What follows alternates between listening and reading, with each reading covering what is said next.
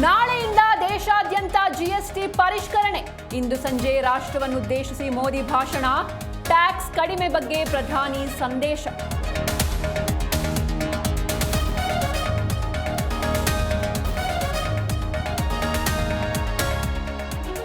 ಜಾತಿ ಗಣತಿ ಮುಂದೂಡುವಂತೆ ಒಕ್ಕಲಿಗ ಸಭೆ ತಿಳಿಸಿದೆ. ಸರ್ಕಾರದ ಭಾಗವಾಗಿರುವ ಕಾರಣ ನಾನು ಮಾತನಾಡಲ್ಲ. ಜಾತಿ ಸರ್ವೆ ಗೊಂದಲದ ಬಗ್ಗೆ ಡಿಕೆಶಿ ಸ್ಪಷ್ಟನೆ.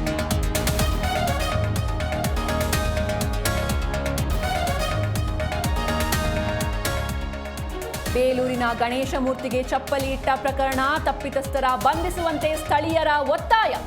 ಮಹಿಳೆಯೊಬ್ಬರ ಪ್ರವೇಶದ ದೃಶ್ಯ ಸಿಸಿ ಕ್ಯಾಮೆರಾದಲ್ಲಿ ಸೆರೆ.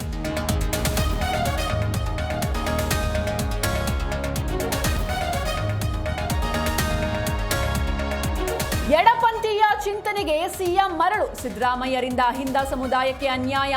ವೈಫಲ್ಯ ಮುಚ್ಚಿಕೊಳ್ಳಲು ಹುನ್ನಾರವೆಂದ ಈರಣ್ಣ ಕಡಾಡಿ.